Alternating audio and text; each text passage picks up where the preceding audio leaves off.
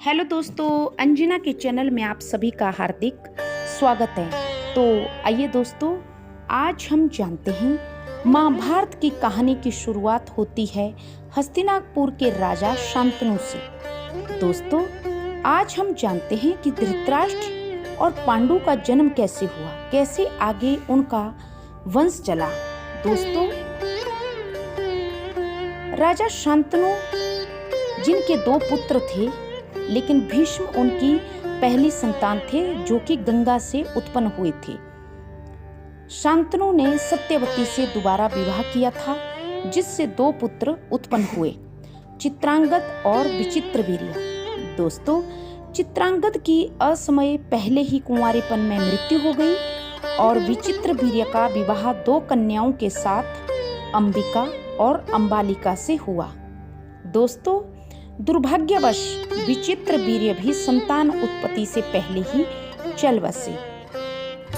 दोस्तों, अब वंश की रक्षा के लिए जो महाराज शांतनु की विधवा पत्नी सत्यवती रानी सत्यवती थी, उन्होंने अपने पहले पुत्र महर्षि वेद व्यास, जो कि तपस्वी और सिद्ध पुरुष थे, उनको बुलाया और नियोग परंपरा के अनुसार वेद व्यास को विचित्रवीर्य की विधवाओं से संतान उत्पन्न करने के लिए कहा।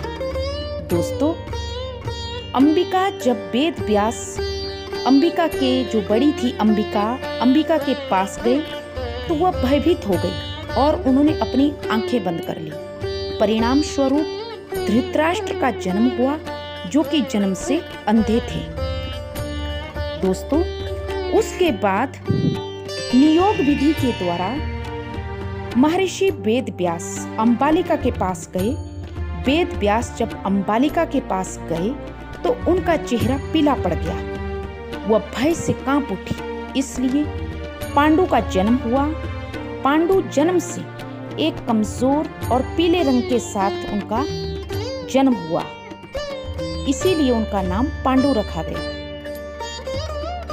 जब दोबारा सत्यवती ने कहा कि दोबारा अंबिका को महर्षि वेद व्यास के पास भेजने लगे, बड़ी बहन को, तो सत्यवती ने अंबिका को फिर भेजा, परंतु इस बार सत्यवती की जो अंबिका थी बहुरानी, उसने अपनी दासी को भेज दिया। दासी ने निर्भय होकर महर्षि वेद व्यास की सेवा की, जिससे विदुर का जन्म हुआ, अत्यंत ज्ञानी और धर्मनिष्ठ।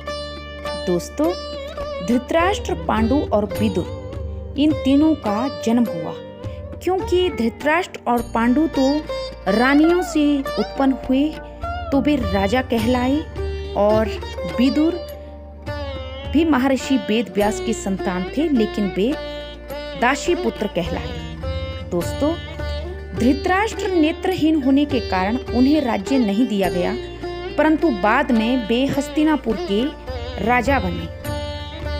दोस्तों, पांडु को राजा बनाया गया। पांडु राजगद्दी पाकर उन्होंने कुंती और माद्री से विवाह किया। उन्हें एक ऋषि का श्राप मिला था कि वे किसी स्त्री के साथ संबंध नहीं बना सकते, वरना उनकी मृत्यु हो जाएगी। दोस्तों, पांडु ने अपने वंश को आगे बढ़ाने के लिए कुंती को महर्षि दुर्वासा ने एक वरदान दिया था, उस वरदान का उपयोग करने को कहा, जिससे वह किसी भी देवता को बुलाकर संतान प्राप्त कर सकती थी। दोस्तों, कुंती धर्मराज युधिष्ठिर धर्मराज से हुए, और भीम वायुदेव से, और अर्जुन इंद्रदेव से। माद्री ने भी कुंती से यह मंत्र लिया और अश्विनी कुमारों से नकुल और सहदेव को प्राप्त किया। दोस्तों, धृतराष्ट्र के पुत्रों का भी जन्म हुआ। धृतराष्ट्र की पत्नी गांधारी को 100 पुत्रों का वरदान मिला था, लेकिन 2 वर्ष तक गर्भ में रहने के बाद भी संतान नहीं हुई। क्रोध में आकर गांधारी ने अपना गर्भ ही गिरा दिया, जिससे एक मांस का पिंड निकला। महर्षि व्यास ने उस मांस के पिंड को 100 भागों में विभाजित किया और घी के मटकों में रखवा दिया। दोस्तों, समय आने पर इन मटकों से 100 कौरवों का जन्म हुआ, जिनमें सबसे बड़े दुर्योधन थे, उनसे छोटे दुशासन, उसके छोटे विकर्ण इत्यादि। दोस्तों, इस प्रकार महाभारत के 2 प्रमुख कुल पांडव और कौरव अपने अपने विशेष चमत्कारी और नियोग परंपरा से जन्मे। यह कथा केवल जन्म की नहीं दोस्तों, बल्कि धर्म, तपस्या, श्राप और वरदान की अद्भुत यात्रा है।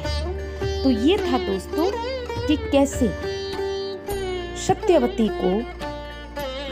सत्यवती और राजा शांतनु का वंश आगे बढ़ा और कैसे कौरव और पांडवों का वंश आगे चला। तो आशा करती हूँ आप सबको मेरी स्टोरी पसंद आई होगी। तो please subscribe my channel. Thank you.